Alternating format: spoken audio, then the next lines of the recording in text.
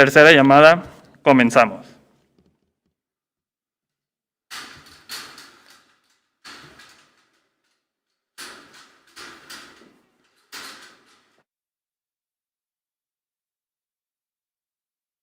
Sean todos ustedes a nuestra conferencia de cierre.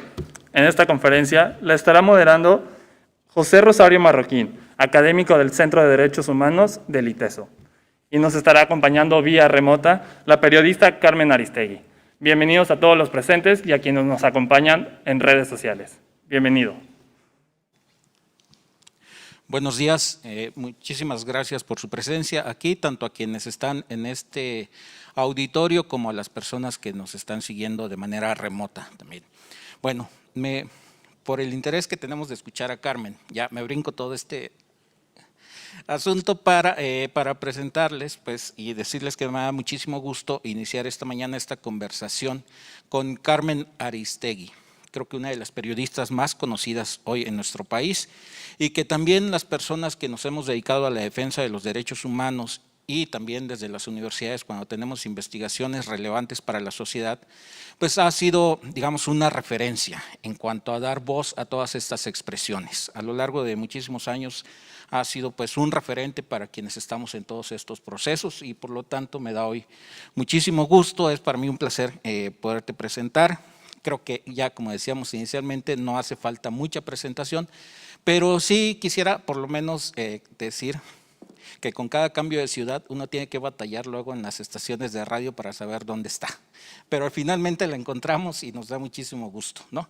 Pero además hoy hay un portal electrónico que es Aristegui Noticias, donde podemos ya tener una certeza bastante fuerte de que la vamos a encontrar con contenidos bastante útiles para el avance de la democracia en nuestro país. Y en CNN también, por ahí la vemos frecuentemente. Quiero empezar un poco esto porque voy a hacer referencia a algo que ella dijo. Ha recibido varios premios de periodismo, 4 veces premios nacionales de periodismo, la presea Sor Juana y en 2018 el premio Sanger de la Universidad de Arizona por la libertad de expresión, libertad de prensa. Y ahí, Carmen, dijiste una cosa. Mi país se ha convertido en uno de los más peligrosos para ejercer el periodismo. Entonces quiero empezar con eso. Eso fue en 2018. Hoy estamos a 3 años de esa afirmación tuya. ¿Y cómo percibes tú el periodismo? Y no solamente el periodismo, sino la libertad de expresión y las posibilidades de ejercerla también desde diversas instancias de la sociedad civil. Muchísimos centros de derechos humanos se han dedicado durante muchos años a tocar temas incómodos para la vida pública. Y también han batallado precisamente para poderse expresar y para poder escuchar, para que su voz sea escuchada. ¿Tú cómo ves ese panorama? ¿Ha habido algunos cambios? ¿Qué avances hemos tenido a lo largo de estos 3 años? Y bueno, a lo largo de tu carrera también, ¿qué avances, qué retrocesos ves? Haciendo, digamos, una especie de comparación entre los diversos periodos que hemos tenido en la vida pública. Bueno, pues primero gracias, José Rosario, por la presentación, por la invitación. Déjame detener un segundo para saludar al ITESO, que amablemente me ha invitado a este encuentro. Un saludo al doctor Luis Arriaga, nuestro muy querido doctor y rector del ITESO. Y bueno, pues desde acá saludar, desde la Ciudad de México, que es en donde me encuentro, saludar a este sistema universitario jesuita que se ha reunido para este importante foro que realizan de vez en vez, si no me equivoco, es cada 2 años que se reúnen para hacer este foro de derechos humanos. Y bueno, pues desde acá saludo al sistema de universidades jesuitas allá en Puebla, en Tijuana, saludos a Torreón, saludos a Guadalajara, a León, el Valle de Chalco y por supuesto la Ciudad de México. Así que bueno, pues a todas y a todos les mando un fuerte abrazo y gracias al doctor Arriaga por la invitación. Y sí, creo que esta frase todavía lamentablemente tiene vigencia. Esto que recuerdas, José Rosario, de lo que pude pues, decir en ese encuentro en Arizona. Sé que es una frase que se dice muy frecuentemente porque tristemente es verdad. México se ha convertido en uno de los países más peligrosos para ejercer el periodismo y esto va asociado, por supuesto, a los datos que existen, a la realidad que existe de periodistas asesinados. Fundamentalmente, cuando hablamos de periodistas asesinados y de la impunidad rampante que acompaña estos asesinatos de hace ya pues demasiados años y demasiadas historias que se van acumulando, nos habla precisamente de un país que coloca a los periodistas en una zona de riesgo cuando investigan, cuando publican, cuando hablan, cuando intentan decir algo, cuando se encuentran envueltos en situaciones que les cuestan la vida. Todos recordamos casos que se convirtieron en los casos icónicos, por supuesto el caso de nuestro querido Javier Valdés Cárdenas, el fundador de Río 12 en Culiacán. ¿Cómo olvidar, José Rosario, cómo olvidar esa imagen de un queridísimo periodista, escritor de libros fundamentales que han narrado la historia del narcotráfico, las víctimas del narcotráfico, los huérfanos del narcotráfico, los morros del narcotráfico, como lo decía?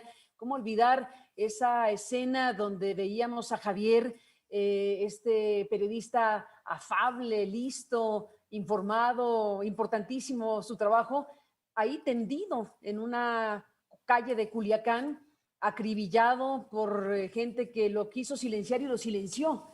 Hablemos de un caso como el de Javier, porque es un caso que nos remite a los demás casos. No todos los casos de los periodistas toman esta dimensión, tanto nacional como internacional, como fue el caso de Javier. No todos los casos logran el impacto que tuvo el asesinato de Javier Valdés en un lugar, en el corazón del narcotráfico en México, en la capital del cártel de Sinaloa. Y pues esta imagen de Javier con su sombrero puesto, tendido en la calle, acribillado, es el gran retrato de la vulnerabilidad, de la fragilidad que puede tener un comunicador en un contexto como el mexicano. Por supuesto, hablar de Javier significa hablar de lo que representa ir a los límites de quien quiere informar, ir a los espacios de los territorios prohibidos, decir lo que piensa un narcotraficante y decir lo que responde otro narcotraficante y publicar cuál es el entramado interno de un cártel y decirse: esto lo tiene que conocer el lector de Río 12, esto lo tiene que conocer quien sigue nuestro trabajo. Y se adentró en un territorio sumamente delicado, peligrosísimo, y pues la vida le costó. Y ahí es en donde entra en acción este colapso que tenemos en México de la justicia, porque a pesar de que se convirtió y es sin duda un caso icónico, pues toda la investigación, todos los procesos que se llevaron a cabo al respecto del tema, bueno, pues resultaron en lo que hoy tenemos, que es una serie de acusaciones directamente involucradas con parte de lo que fue aquel cártel de lo que es este cártel de Sinaloa, los famosos licenciados y los famosos hijos del Chapo y los que estaban involucrados, y ese territorio donde al final apunta la responsabilidad a quienes ya están en Estados Unidos detenidos. Los hijos del Chapo pues se quedaron intocados, por decirlo de alguna manera. Estamos hablando de informar en un país en donde los poderes se han trastocado, en donde el poder real en ciertos lugares de la República, desde luego, no son las autoridades electas, en donde el poder verdadero no es el que fue electo en unas urnas, sino quien ejerce un poder criminal. Y ese poder criminal pues se traslada a otros poderes y tenemos hoy, 2021, lo que teníamos hace ya demasiados años vigente. Entonces, cuando me preguntas qué avances, qué retrocesos, pues tenemos que preguntarnos qué tanto se ha avanzado en México en relación a esos poderes llamados fácticos que impactan de todas las maneras posibles la vida de una sociedad y de los periodistas que son parte de esa sociedad. Bueno, el caso de Javier, pues es un caso, como digo, emblemático porque nos ilustra lo que puede ocurrir con alguien que, por más que era un periodista conocido, querido, con muchas conexiones internacionales, porque cada que venía un corresponsal a México de cualquier medio de comunicación quería saber qué pasaba con el Chapo Guzmán y qué era eso del cártel de Sinaloa, y había que tocar la puerta de Javier. Y Javier era generoso y ayudaba a otros periodistas y colaboraba para que se informara del asunto. Por eso cuando murió Javier tuvo una repercusión tan fuerte a nivel internacional, porque muchos medios sabían quién era Javier, porque muchos medios se vieron beneficiados de lo que Javier hacía en términos de la información y del conocimiento de México. Así que informar en México puede costar la vida, como fue el caso de Javier, y vuelvo a decir, el caso de Javier se convirtió en una noticia muy poderosa. Pero hay casos de periodistas que no tienen esta notoriedad y que han perdido la vida o que son censurados, hostigados, perseguidos, secuestrados, extorsionados, en fin, hay en el país tramos demasiado grandes en donde la autoridad verdadera es la estructura criminal, en la cual pueden participar incluso autoridades formales, como lo sabemos. Entonces tenemos hoy un mapa de cosas no resuelto. No tenemos resuelto en México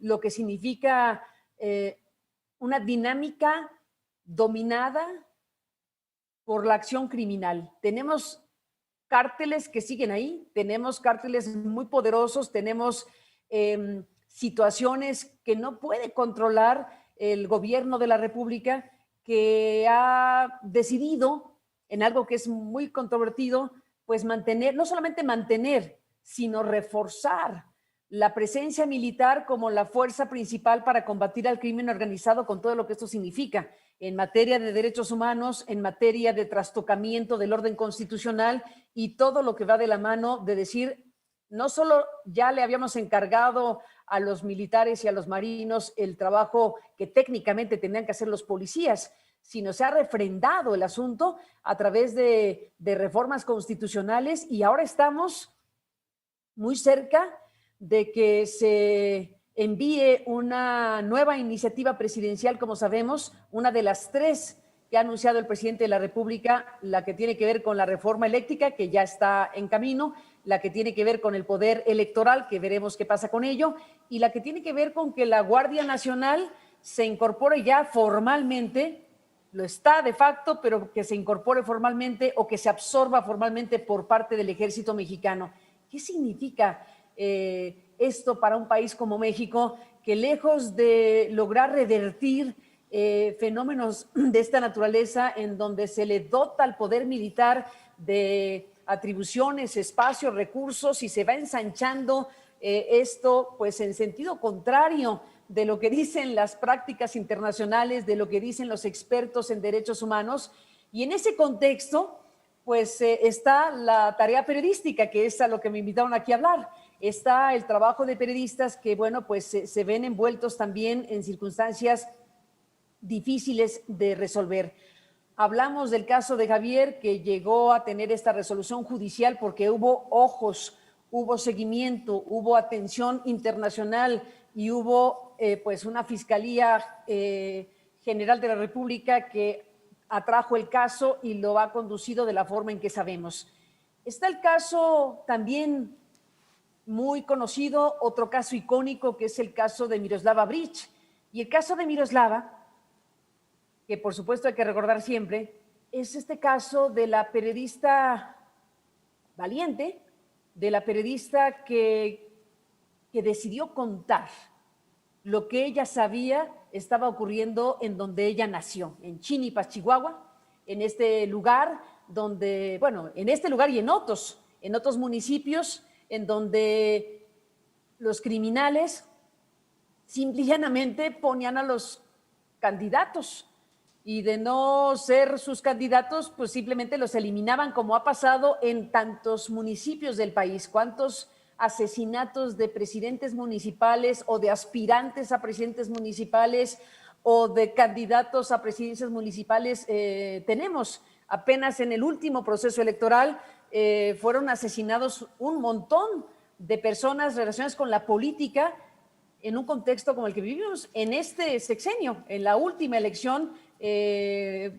se repartió el pastel electoral y hablamos de cuántas gubernaturas ganó Morena y de si perdió la capital, pero de pronto dejamos a un lado lo que es un asunto gravísimo, que es asesinaron a una cantidad importante de políticos y de personas que querían competir o refrendar su presidencia municipal en un contexto absolutamente deplorable. En ese camino están los trabajos de los periodistas, los que pueden informar y los que no pueden informar. Yo les digo a quienes siguen esta transmisión,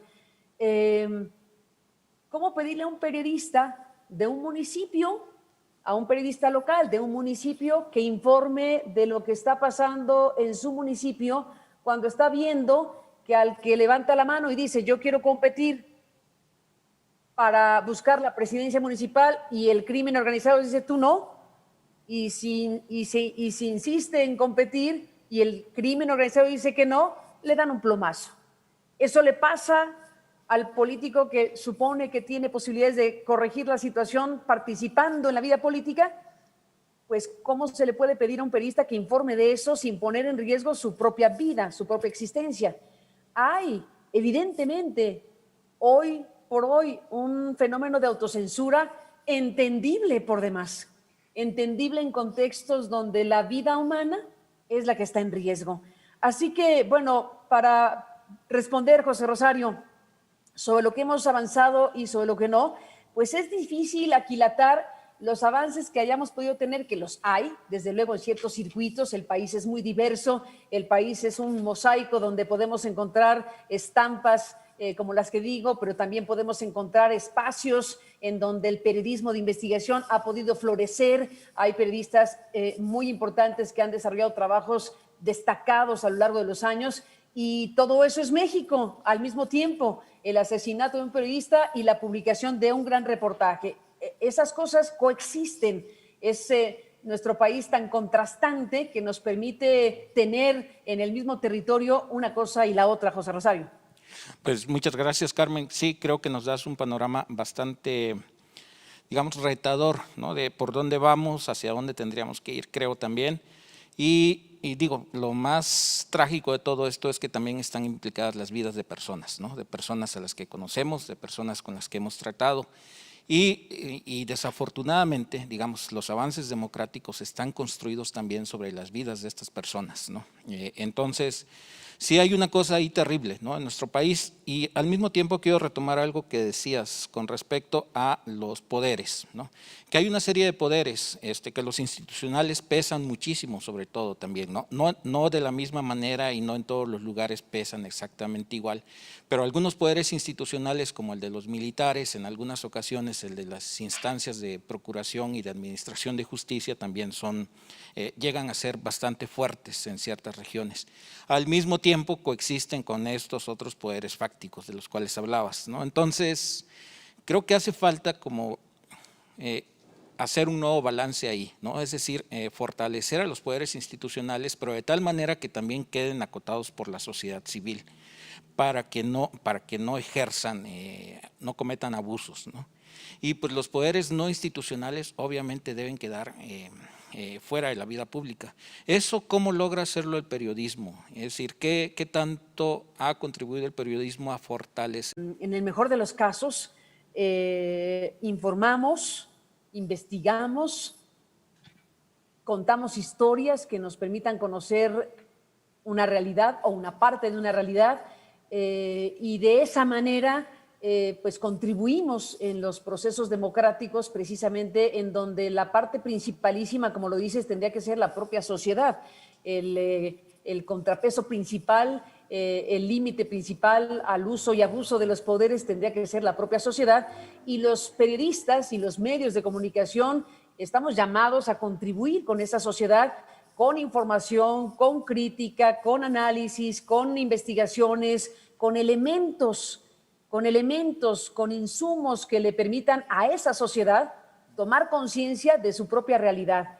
De otra manera, la ecuación no funciona. Si los periodistas hacemos, en el mejor de los casos, de manera más o menos eficaz nuestra tarea, pero no hay una sociedad que reciba acuse, si no hay una sociedad que decida estar informada, si no hay una sociedad que exija estar informada, si no hay una sociedad que haga valer su derecho a saber, pues entonces no embona la ecuación, como digo. Tiene que haber, sí, una exigencia permanente de la sociedad hacia los poderes establecidos, también hacia los propios medios, y los medios, pues colocar nuestra directriz hacia la propia audiencia como la principal razón de nuestra existencia. Sí hablamos de los poderes, esa es parte de nuestra tarea, sí estamos siguiendo lo que hace o no hace un gobernante, pero nuestra tarea es para informar a la sociedad. El eje principal de la tarea periodística tiene que ver con esa suerte de servicio público, de servicio a quienes necesitan información, a quienes exigen información, a quienes deben estar informados. Así que los periodistas y los medios de comunicación, pues estamos obligados a hacer esa tarea. Pero también la sociedad tiene que hacerse cargo de sí misma y preguntarse qué tanto hace para mantenerse al tanto, para mantenerse en seguimiento de lo que están haciendo en su nombre aquellos a quienes se nombró como sus gobernantes.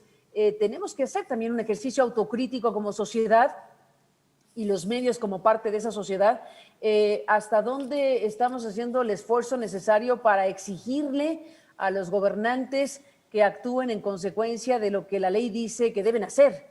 ¿Qué tanto tenemos una sociedad que pueda, a partir de estar bien informada, de tener elementos que le permitan tener un juicio, una postura, un planteamiento de lo que le parece que está bien y de lo que está mal, y de que su voz sea escuchada y de que su voz sea un elemento fundamental para que los gobernantes pues la tomen en cuenta, porque si no, pues acabamos teniendo figuras que se alimentan a sí mismas y no hay un referente de qué dicen los que están allá, qué está diciendo la sociedad, le gusta, no le gusta, está de acuerdo, no está de acuerdo con lo que está pasando. Pues esas democracias en donde la sociedad es el factor para que el gobernante haga o deje de hacer algo, pues serían las que tenemos que aspirar a tener. Y por eso este tipo de encuentros, que son muy importantes, nos permiten pensar qué estamos haciendo y qué no estamos haciendo desde las universidades, desde los medios y desde la propia sociedad. Ahora que el presidente lanzó un reto, una provocación como las que suele hacer cada mañana para tocar fibras y para provocar reacciones, bueno, la que lanzó esta semana sobre la Universidad Nacional. La UNAM se ha derechizado, la UNAM ya no es lo que era, en pocas palabras, etcétera. Bueno, pues algunos dirán que es un distractor más.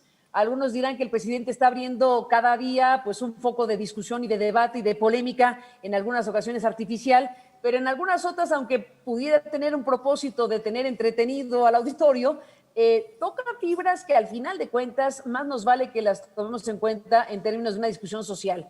Independientemente de la intención o el trasfondo que pueda tener la colocación de este tema o de 20 más, pues al final son asuntos que sí debe la sociedad, en todo caso, reflexionar. ¿Qué están haciendo las universidades en materia de derechos humanos, en materia de libertades, en materia de trabajo por la sociedad?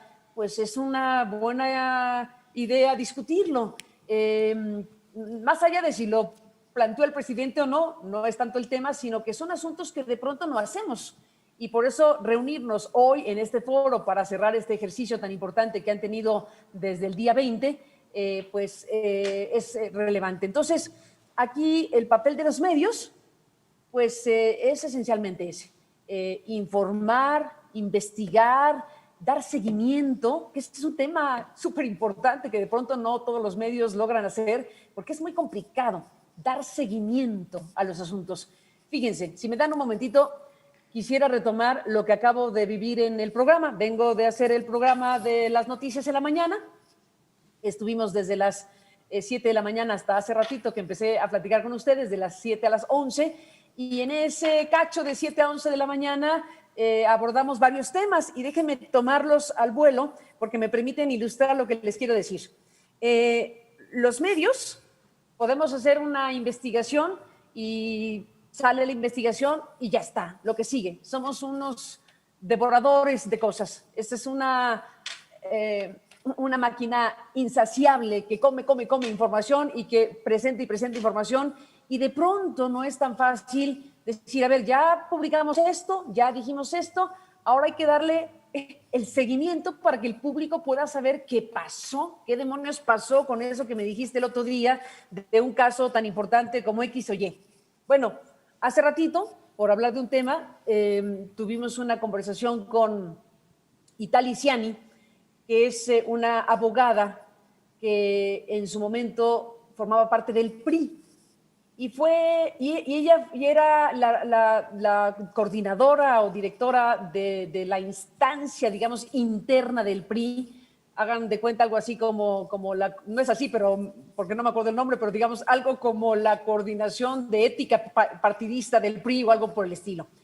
El lugar al que llegó el caso Cuauhtémoc Gutiérrez de la Torre, este presidente del PRI en la Ciudad de México, que según la investigación que el grupo de periodistas del que formo parte publicamos en 2014, financiaba una red de prostitución con dinero del PRI, con dinero nuestro, y pudimos tener una investigación realmente poderosa, realmente importante, que pues sí, fue un escándalo que dejó a Cuauhtémoc Gutiérrez de la Torre, pues primero fuera del PRI, solo con licencia, pero el PRI, al dar el paso de pedirle a esta abogada, que era la encargada de los asuntos internos éticos del PRI, de que investigara el caso y que dijera si había que expulsar a Gutiérrez de la Torre, sí o no, pues hizo su investigación y la experta en la materia le dijo al PRI que sí, que lo tenían que expulsar, por decirlo menos, y denunciar ante las autoridades. El PRI nacional al final calculó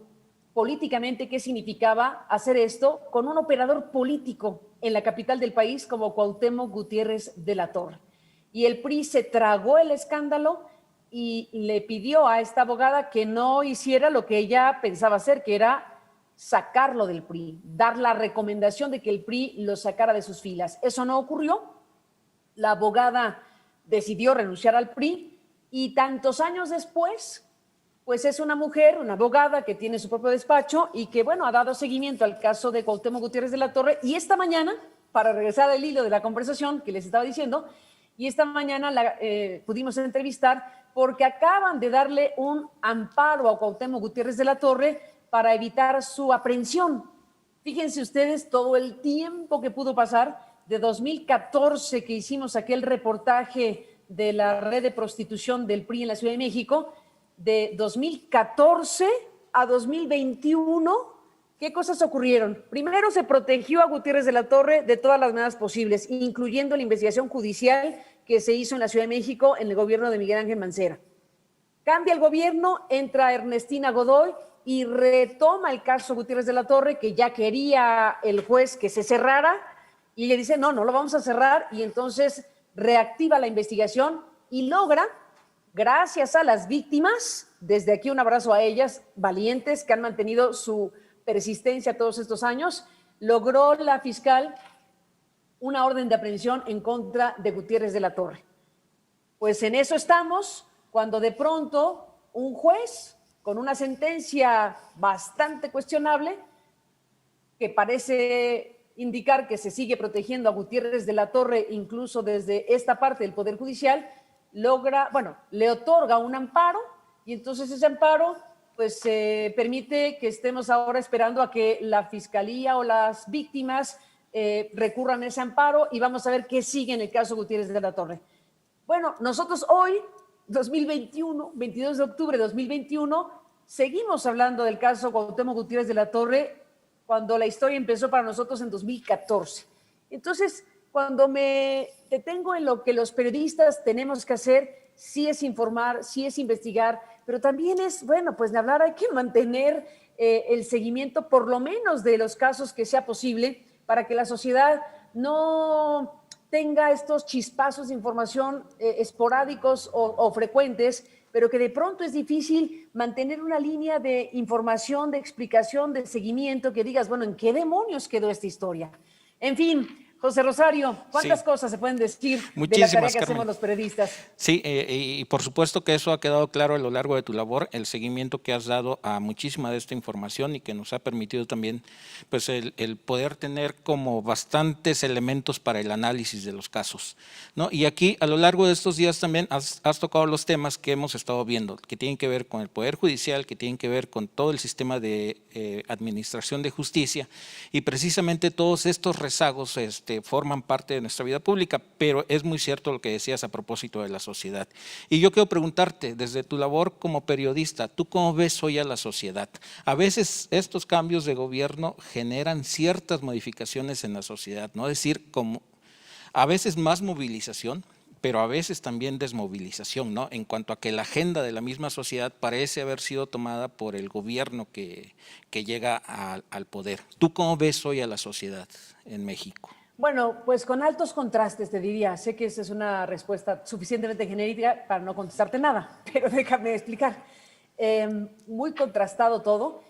Yo diría que, a ver, partamos de si queremos correlacionar los eventos político-electorales con la sociedad mexicana y con las señales que manda la sociedad mexicana, porque tampoco tiene tantas maneras la sociedad mexicana de mandar señales, de no ser en los eventos político-electorales o cuando la sociedad decide expresarse en alguna manifestación o tomar o abrazar una causa específica, pero en general, bueno, la sociedad es tantas cosas que es difícil saber exactamente por dónde anda caminando, pero digamos, si tomemos como referencia cómo vota la sociedad o qué mensaje manda cuando vota la sociedad, yo creo que tuvimos un evento electoral importantísimo con la llegada de López Obrador, no hay duda.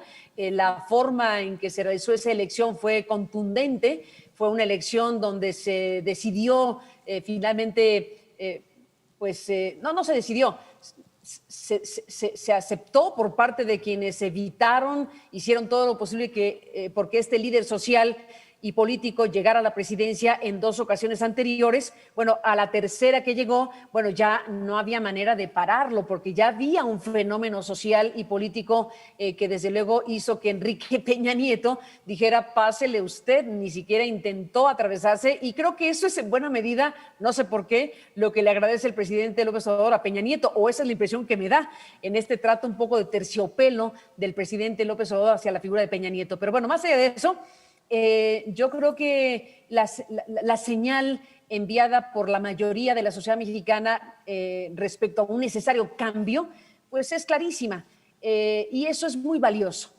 Lo tuvimos en el año 2000 cuando llegó Vicente Fox, independientemente de la dilapidación de eso que tenía que haber sido un momento fundacional para México, la dilapidación de ese mandato que se le dio a Vicente Fox en el año 2000. Más allá de todas esas cosas que ocurrieron en el sexenio de Vicente Fox y de la frivolidad que al final de cuentas caracterizó a un presidente que estaba llamado a hacer otra cosa, a ser una figura clave para, pues eso, refundar al Estado mexicano. Lo que ocurrió fue lo que ocurrió y ya pues no nos detenemos mucho en ese asunto porque no nos daría tiempo en este foro de analizar a Fox y luego a Felipe Calderón y en fin todo lo que ha sucedido en México. Pero hablemos de que después de todo ese periodo y del sexenio de Enrique Peña Nieto y de los usos y abusos del poder político y del enriquecimiento y la Casa Blanca de Peña Nieto como otro emblema de la investigación periodística y de lo que refleja pues que un presidente podría tener esa casa en las lomas de Chapultepec, por hablar de lo que le pudimos demostrar, ¿no? De lo que pudimos demostrar con toda contundencia en aquella investigación especial que, hablando de periodistas, nos costó la cabeza.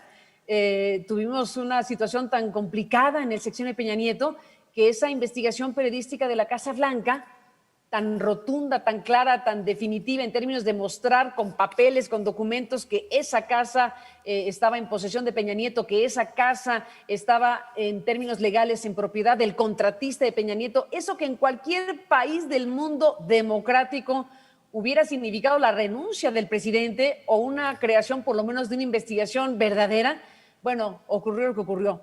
Ocurrió una investigación a manos del súbdito del presidente, Virgilio Andrade, que pues no resultó más que un chistorete. Bueno, hablando de la sociedad mexicana, pues yo creo que la sociedad mexicana cuando votamos de la manera en que votamos en esta elección que llevó a López Obrador a la presidencia de la República, pues lo que quisimos decir es que teníamos que cambiar definitivamente las cosas, y esa es una expresión de enorme valor. Yo respeto enormemente lo que significa que la sociedad mexicana haya acudido masivamente a las urnas y le haya dado a un líder político y social este mandato con esa fuerza.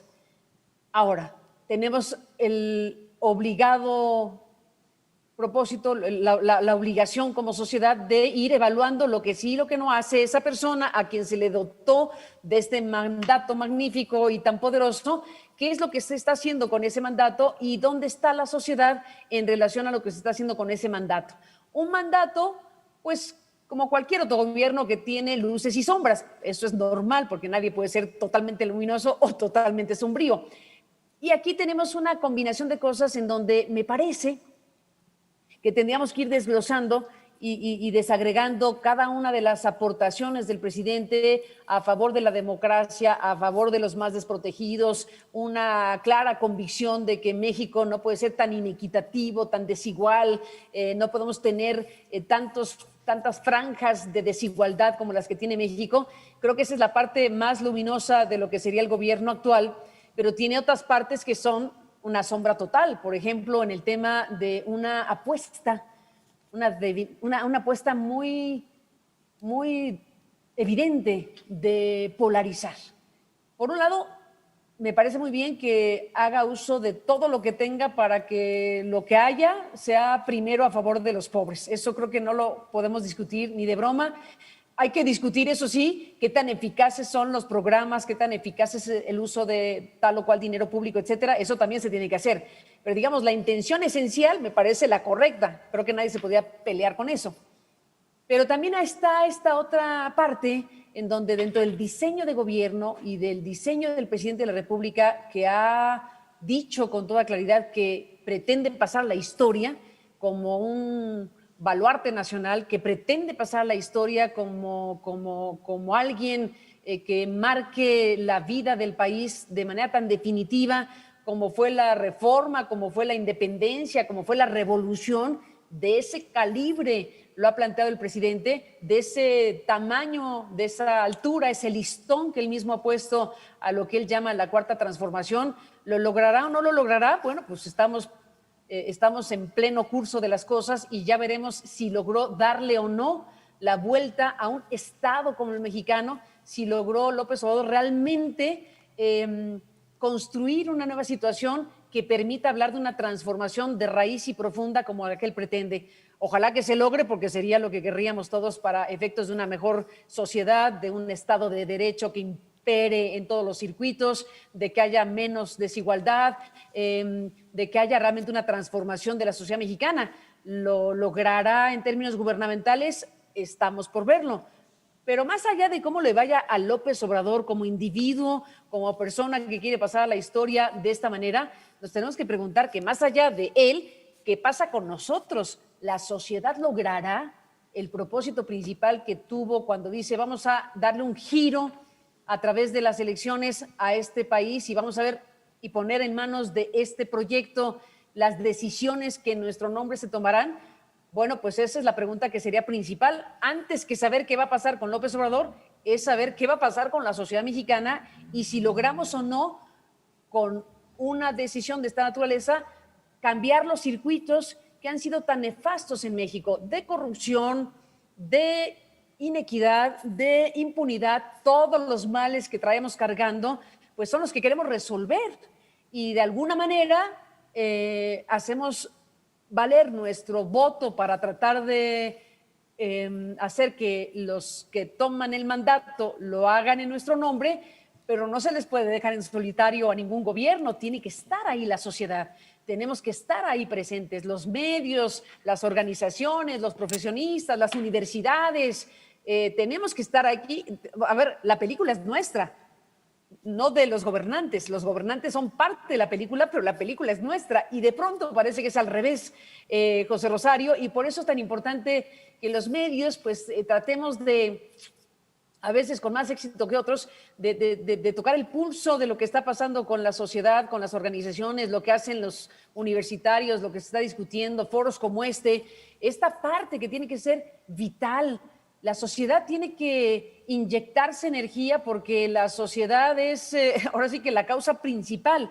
Los gobernantes son los instrumentos de la sociedad para llevar a cabo acciones, para administrar nuestros recursos, para tomar tal o cual decisión en nuestro nombre. Pero creo que de pronto en un país tan pero tan presidencialista como el mexicano, traemos hasta el tuétano esta idea de que el gobernante es el que nos va a decir de cabo a rabo lo que hay que hacer y estamos como espectadores, cuando el nombre del juego pues es actuar, me parece. Perfecto, muchas gracias, Carmen. Y creo que hay un reto bastante fuerte en lo que dijiste, de que la película es nuestra, ¿no? Y bueno, sin duda hay muchísimas cosas por preguntarte, pero también haciendo honor a lo que planteamos al principio, yo en este momento le pediría a las personas que están aquí que plantearan 3 preguntas y bueno, ya tú eliges ahí por dónde responder como para ir cerrando esta conversación. Entonces, si de aquí de las personas que están, ya hay por aquí alguien. Planteamos las 3 preguntas de corrido y ya Carmen selecciona un poco la respuesta, por favor. Entonces será aquí, allá y luego, bueno, ya por ahí. Y luego.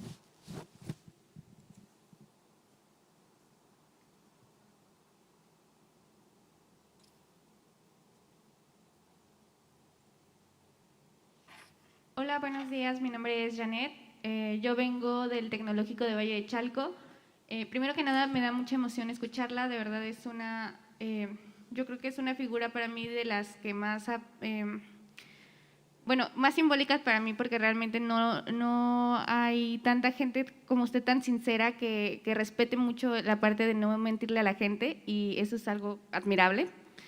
Gracias, Janet. Sí, bueno. Estoy entendiendo que usted es realmente una experta en el tema de la información, comunicación y esta parte de la libertad de expresión, porque es su ambiente. Entonces, como usted sabe, es una universidad jesuita en la que colaboran varias universidades de varios estados y bueno, en cada una yo me imagino que debe haber proyectos de diferente tipo e índole de esta. Y mi pregunta sería, ¿cómo usted nos recomendaría hacer escuchar nosotros como jóvenes, hacer llegar a las autoridades esta parte de lo que sentimos, los derechos, cómo contribuir a la libertad de expresión y también informar en cada uno de los estados? Adelante, gracias, por Janet. favor. Perdón, Carmen. No, Sí no, vas no, a responder. escucha las 3 preguntas. Perfecto. Sí, No, aquí escucha. adelante, por favor, el micrófono. En la mesa de la primera fila.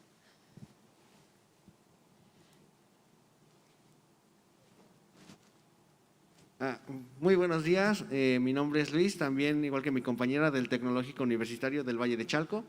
Primero que nada quiero agradecerle todo lo que nos ha compartido y pues también externar de que igual soy un gran admirador de su trabajo y sinceramente creo que se nota un poquito en mi voz, estoy muy emocionado por todo lo que nos ha compartido.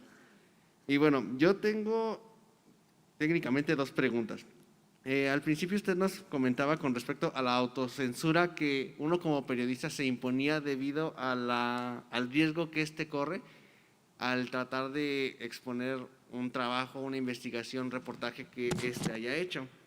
Entonces, ¿cómo es posible que esta autocensura termine sin poner en riesgo la integridad del periodista? Creo que esto es bastante importante porque muchas veces esta información es muy importante, ahora sí que valga la redundancia, muy importante, ya que pues la verdad, ahora sí, un tema que tratamos aquí, de hecho, la verdad nos hará libres y conocer esa verdad pues nos ayuda a avanzar como sociedad.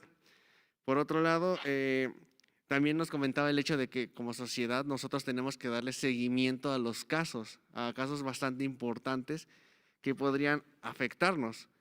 ¿Cómo es que nosotros podemos darle seguimiento a los casos cuando incluso no sabemos si la información que algunos medios dan está alterada? No solamente por el periodista, sino que pues, en caso de imprenta ya dijeron, ¿saben qué? Esto quítenlo o censúrenme esta cosa, este parrafito no quiero aquí. ¿Cómo nosotros podemos darle seguimiento a una nota de la forma correcta? Muchas gracias. Gracias, Luis, muy amable. ¿Otra pregunta? Hasta allá. Sí. ¿Sí me escuchan? Buenos días, mi nombre es Marcela Romero, soy de aquí del ITESO. Y mi pregunta va relacionada con este poder que tienen los medios y el periodismo de generar exigencia pública y que a final de cuentas tiene un peso grandísimo en que se haga como una presión política que orille a que se resuelvan los casos y que se haga justicia. Pero siento que sigue estando muy limitado el conocimiento o los casos que se cubren mediáticamente. Entonces, ¿qué es lo que hace falta para que se diversifique este conocimiento, que se atienda también, por ejemplo, las comunidades indígenas, que en mi percepción pues no hay mucha gente que esté interesada en este tema o que haga que los casos sean tan virales como otros? Creo que sigue estando un poco condicionado como a la clase, la raza, la ciudad, casi. Creo que lo que se vuelve más viral es lo que pasa en el centro de México. Entonces, ¿qué nos hace falta? ¿Y qué podemos hacer también nosotros como consumidores mediáticos para diversificar lo que se ve en los medios? Muchas gracias por las preguntas. Marcela. Adelante, Carmen. Bueno, gracias a los tres. Gracias a Marcela, gracias a Luis y gracias a Janet por las tres preguntas. Ahorita que dices esto, te escuchaba, Marcela, y me acordé de otra cosa que me sucedió ayer en el programa. Permíteme referirme a ella para tratar de dar respuesta a lo que me están preguntando. ¿Qué hacer cuando los medios solo atienden tales o cuales historias muy escandalosas o muy del centro de la capital o cosas por el estilo? Pues te diría que cuando uno da un paso en un sentido diferente de solamente estar hablando de Lozoya, de López Obrador, de los personajes de Gertz Manero, etcétera, y te detienes y te abres la puerta para contar una historia de otro lugar, hablaste de los indígenas. Acabamos de tener una conversación ayer o antier, ayer si no me equivoco, con Abel Barrera, que seguramente ustedes lo conocen perfectamente, que es el director del Centro Tlachinolan en Guerrero. Y cuando oímos a Abel en el programa en vivo hablar del caso de Angélica, probablemente ya lo hayan ustedes registrado porque es un caso que justo porque salió en los medios, fíjate, lo que tú dices, justo porque salió en los medios lo que ocurrió con Angélica es que Rutilio, su suegro, ahora está detenido. Esta historia que nos conduce a las niñas cautivas, a las niñas que son vendidas por sus padres para que sean, pues son vendidas, le llaman dote, pero en realidad las están vendiendo niñas, en este caso la niña de 11 años, que fue vendida a Rutilio por 120,000 pesos y para que se casara con el hijo de Rutilio. La niña fue entregada en Guerrero, fue entregada en esta comunidad. El muchachito al que le entregan esta esposa, 3 años después de que la esposa niña, viviendo con los suegros y con el esposo niño, pues el niño se va fuera a trabajar seguramente o a algún lugar, y entonces la niña se queda con los suegros y entonces el suegro que pagó por ella siente el derecho a usar su cuerpo y la viola y la usa, y la niña se rebela y la niña huye del lugar y se refugia con su abuela, a la que hay que mandarle un gran abrazo, a la abuela y a la niña Angélica, porque deciden poner un freno. Y el asunto es que la comunidad, que es igual de machista que el señor Rutilio, mete a la cárcel municipal, a la niña Angélica 11 días. La historia se conoció gracias al trabajo de defensores de derechos humanos como Tlachinolan. La historia se pudo conocer porque ellos supieron de la historia, fueron a buscar a la abuela, a tratar de ayudar, y ayudaron muchísimo, y al darse a conocer, informarse de la historia, y que el resto de la sociedad que pudo haber conocido ese trabajo y ese reportaje y ese seguimiento, pues fue un escándalo monumental, y no quedó otra que detener a Rutilio y meterlo a la cárcel para procesarlo por varios delitos, entre otros violación equiparada. Si la historia de Angélica no hubiera sido identificada por defensores de derechos humanos, que a su vez expusieron el asunto en medios de comunicación, que a su vez le informaron a los demás habitantes de este país o a quienes hayan sido la historia, la niña Angélica estaría pues castigada por haberse rebelado a su suegro y seguramente hubiera sido remitida de nuevo a la casa de sus suegros a seguir sometida al maltrato y a la violación. Esta sola historia nos habla de lo que puede ocurrir con la información, con el conocimiento y con la presión que se puede generar para que una historia como esta pueda contarse de otra manera. Tomo este caso porque me parece que es un caso que sacude, es un caso entrañable en la parte que tiene que ver con Angélica, que dijo, ¿por qué me está pasando esto? ¿Por qué yo tengo que estar aquí con un señor, con un suegro que se meta a mi cama? Que quiere que yo tenga sexo con él porque soy de su propiedad, porque pagó por mí. Es brutal, es brutal. Y esto que estoy diciendo no pasó en 1970, pasó hace unos días, está pasando ahora, hoy mismo, cuando estamos nosotros hablando aquí de derechos humanos, de política, de elecciones, de todo lo que queramos. En este momento, una historia como esta, donde una niña de 11 años se rebeló, y por fortuna se rebeló, pero ¿cuántas otras niñas no se han podido rebelar? ¿Cuántas otras niñas han pasado y siguen pasando por circunstancias absolutamente aberrantes? Ese es un cacho de México que no podemos dejar como, son los indígenas de Guerrero. Es nuestra realidad y tiene que ocurrir algo muy profundo, algo muy importante en México para que cosas como estas no puedan ocurrir más. Y el papel y el valor de la información, del conocimiento, de saber qué ocurre y de obligar con la presión social a que ese señor que en los usos y costumbres le parecía normal tomar a su nuera, como no estaba el hijo, la tomo yo pagué por ella y a él le parecía normal porque son los circuitos de convivencia social que no pueden mantenerse más. Y esto no significa, porque no significa ni debe significar, que entonces digamos los usos y costumbres hay que eliminarlos, porque no se trata de eso. Se trata de eliminar prácticas absolutamente aberrantes que van en contra de los derechos de las mujeres, de la integridad de las personas.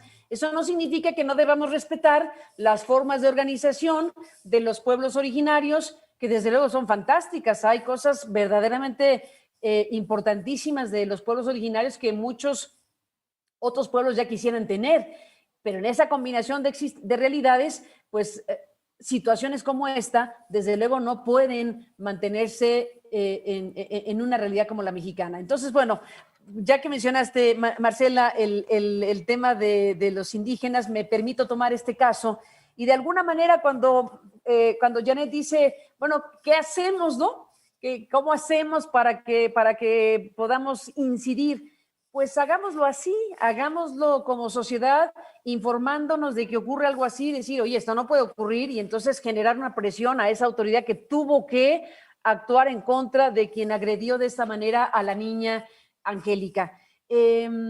¿Cómo hacer las cosas? Bueno, no hay una receta universal, hay que ir armando nuestros propios caminos, pero sí hay cosas muy básicas, muy sencillas, pero muy poderosas, que tienen que ver con nuestro día a día, que tienen que ver con lo que cada uno de nosotros puede hacer frente a las cosas que hacemos todos los días.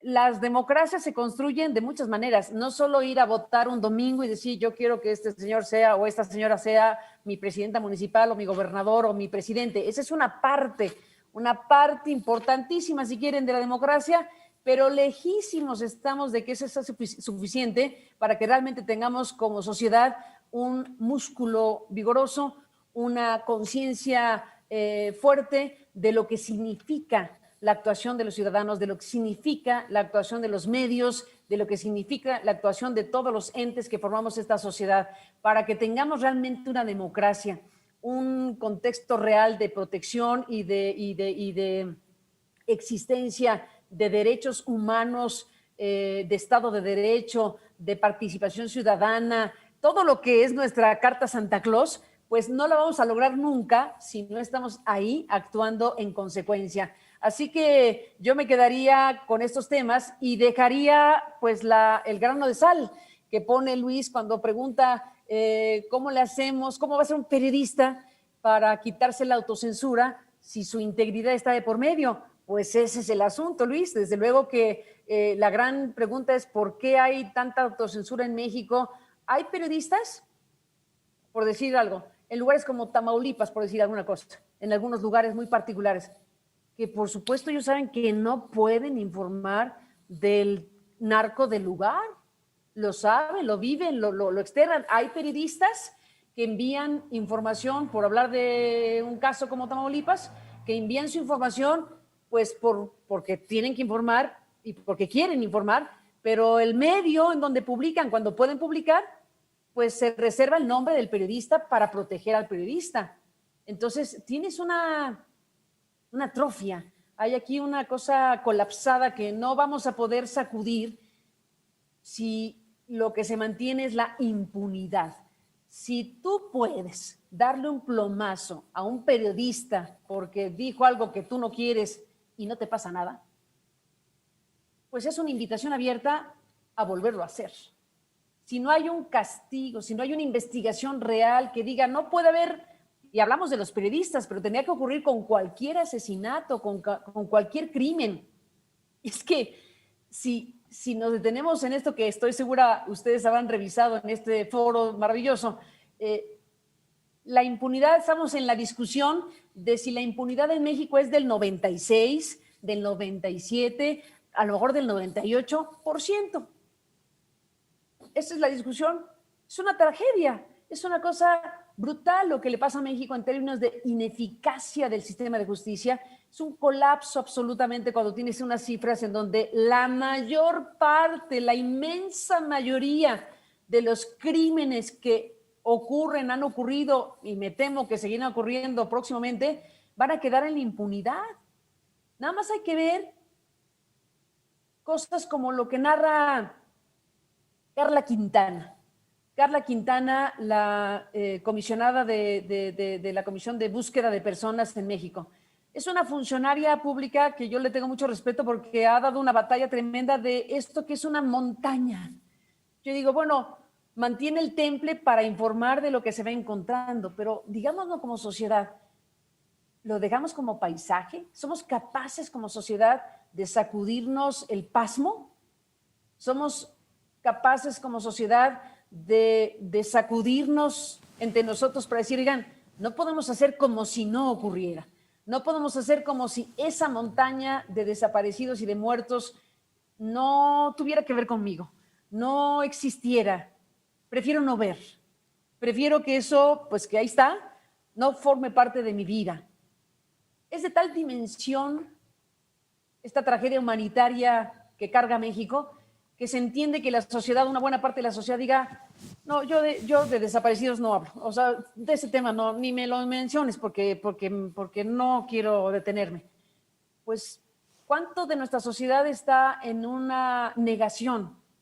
Se puede entender, pero no justificar, porque es de tal tamaño lo que sucede, es de tal dimensión que tengamos en México, ni sabemos cuántos, por supuesto, un número indeterminado, pero pongamos de decenas de miles de personas, como nosotros.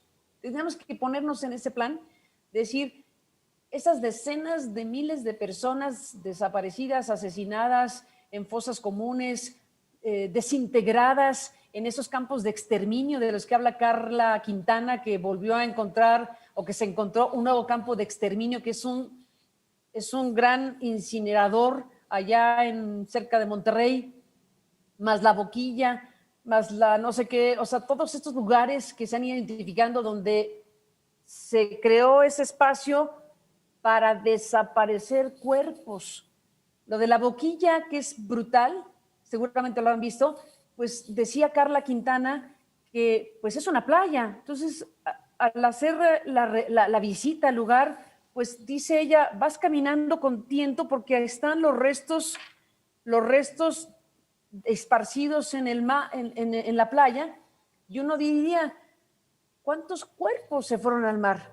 ¿Cuántas personas? No hay manera nunca más de saber qué pasó con ellas.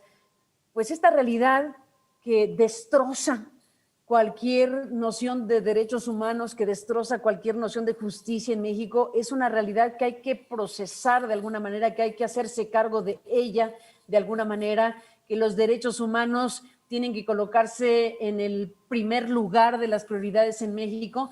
Y pues todo esto es lo que hay que contar, y todo esto es lo que hay que informar y hacernos cargo como sociedad, porque tenemos demasiados paisajes mortuorios, lo digo en un tono retador, digamos, a nosotros mismos, y que en un foro como este, con el trabajo que hace el sistema universitario jesuita, pues sé que lo tienen como una prioridad y debemos transmitirle al resto de la sociedad que esto no puede seguir ocurriendo y que tiene que pasar algo con el Estado mexicano, con la sociedad mexicana, para que no sigamos aumentando el número de periodistas muertos, por hablar del gremio nuestro, pero eso ya sería una parte de un conjunto de cosas que involucran a toda la sociedad. Así que yo diría que para cerrar mi participación con ustedes, pues tenemos un desafío gigante como país. Tenemos un desafío gigante para rescatar la verdad, la justicia, la memoria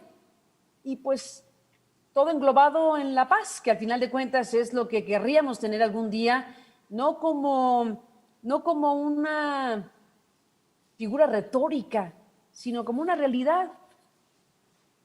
¿Cuánto tiene que pasar? ¿Qué tiene que pasar para que México viva razonablemente en paz, razonablemente sin violencia, razonablemente sin lo que ocurrió en Tulum ayer, por hablar de lo último, de unos turistas que quedaron acribillados en un restaurante, por decir algo, por hablar de la última noticia? ¿Cuánto tiene que pasar en México y qué tiene que hacer México para que esta realidad que se nos presenta inocultablemente ante nosotros se pueda modificar? ¿De qué está hecha la tarea que tenemos que realizar?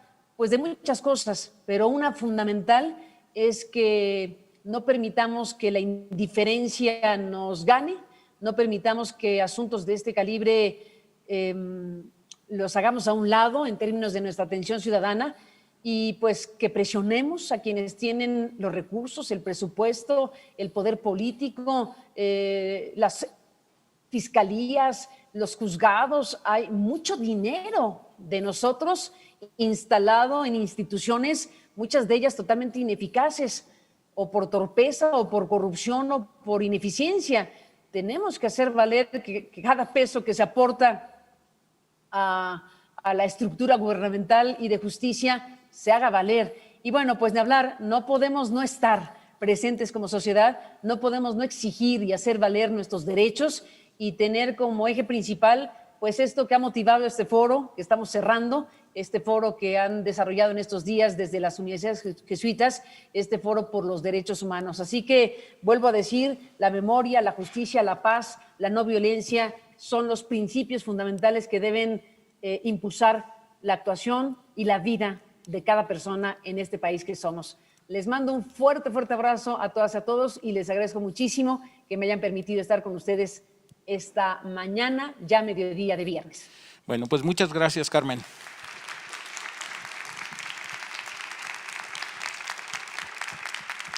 A ustedes, gracias.